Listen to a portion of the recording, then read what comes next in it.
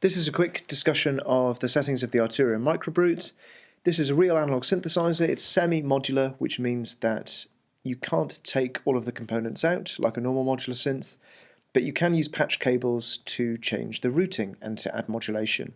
The modulation here you can see is set from the LFO, and the LFO is being used to modulate the pitch. We'll come back to that in a second. This is a hardware synth, and I've taken this picture from the manual, which you can go and read yourself. It will also show you what's hidden. So from left to right, top to bottom, we've got octave settings set to +1. Oscillator is the first component. We have 3 wave shapes that we can use. We've got sawtooth, ramp up, square and triangle. These are the relative mixes of those 3 waveforms. More sawtooth, less triangle, much less square.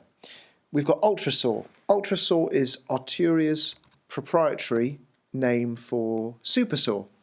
So this requires several different sawtooth waves heard at the same time, pitched slightly differently, ever so slightly, so that they interact and the amplitude rises and falls. Or you can use a few different sawtooth waves set at slightly different phases, so slightly out of phase. It's usually done with pitch. This is the default setting in the ES2, where there are 3 sawtooth waves, and I think they're pitched a couple of cents down and a couple of cents up. So I've made a few waveforms. Let's delete those 2 and just play one 440 Hz sawtooth wave. Cross your fingers. That's it.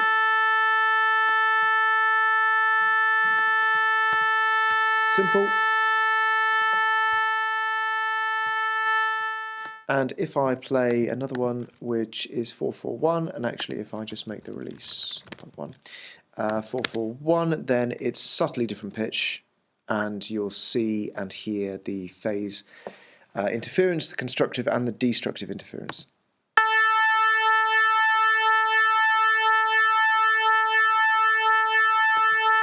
So you can see that the amplitude also changes. We can do it again and add a 442 Hz wave.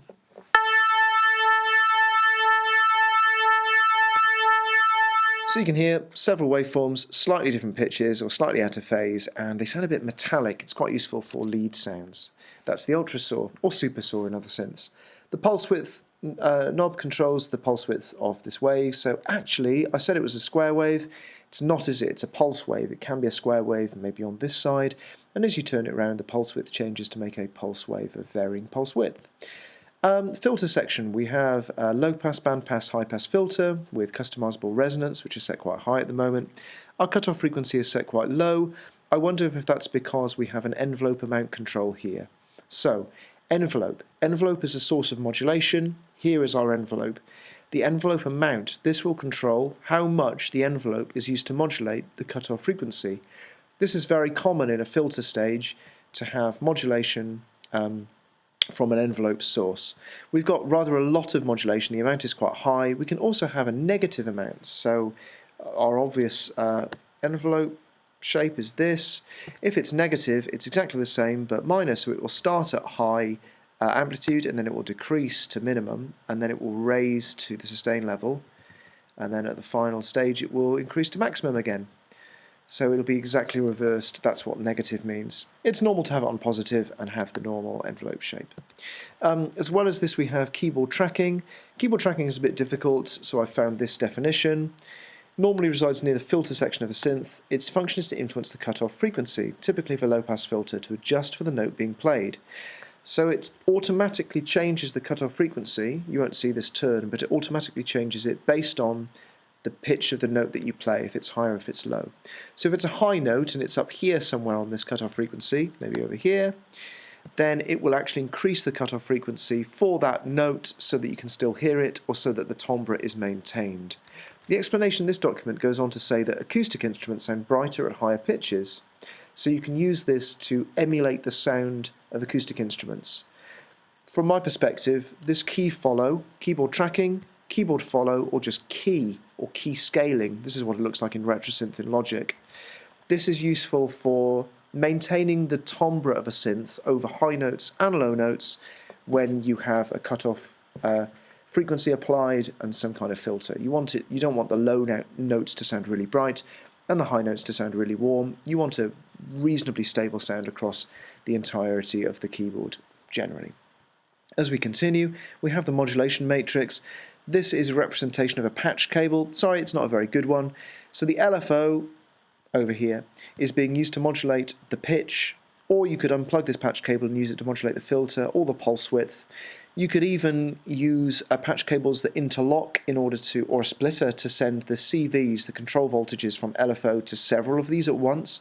That's the real flexibility of the mod matrix. It's quite powerful. The alternative to this is a series of switches, but you can imagine if you were sending them to multiple targets, those switches would get complicated really quickly. It also means that you can use CVs from other devices, so you don't need to use the LFO as a source. You could use your drum machine as a source, and you could have some other device that creates control voltages and actually plug them into here. I've hidden some of them. You can look it up in the manual. It's quite cool. This is what makes it a semi-modular synth, because you can't take out some of these components. It's not completely modular. Let's continue. Bottom left, pitch bend wheel, mod wheel, set to 10%, 15%, but not 0. Controls, we've got quite a high amount of portamento. You could say medium or high. I'm only saying high because once it gets to this stage, the portamento becomes really rather noticeable and sometimes intrusive. Bear that in mind when you're answering your question. The mod wheel here usually is used by default to control the amount of modulation. So that's what it's set to here. It's controlling the amount of modulation from the LFO that we know is being sent to the pitch. So when you answer questions like this, you should work top to bottom, left to right, or some other order that makes sense. Actually, for pedal boards, you have to move right to left. So choose an order that makes sense for you and go around methodically. Of course, this falls apart when you have to take into consideration the mod wheel, this control, the LFO controls, and the settings of the LFO. You have to jump around the synth a bit sometimes. And that's, of course, that's why this question is a difficult one. So this mod wheel, it's got nothing to do with the glide, it's just here in the controls, is set to control the amount of modulation that is being applied from the LFO or by the LFO, in this instance to the pitch. So there is a vibrato going on, and of course you get marks for saying there's a vibrato, not tremolo, etc, etc. So if I turn the mod wheel all the way down, there'll be no vibrato. If I turn it all the way up, there'll be massive vibrato, and that's what that is set to. I could instead let it change the cutoff frequency. At that point, this amount for the LFO becomes really important. So let's move to the LFO. We've got our waveforms, we've got the amount of modulation, we've got the rate, which of course the speed. We can sync the rate, the speed, to be free and just set by this control, or we can set it to sync with the sequencer. The sequencer is over here. Next stage we have an envelope amount. This is how much the envelope is actually being used to modulate the amplitude of the synth, the volume of the synth. But at the same time we also have this control which can bypass the envelope entirely and instead use a gate. This has nothing to do with noise gate. This is called gate. It was the way that synths used to exist before envelopes were created, and essentially the sound will start immediately when you press the key, and when you release the key it will stop immediately. So it bypasses the envelope and just turns the sound on immediately to 100% and then immediately to 0%.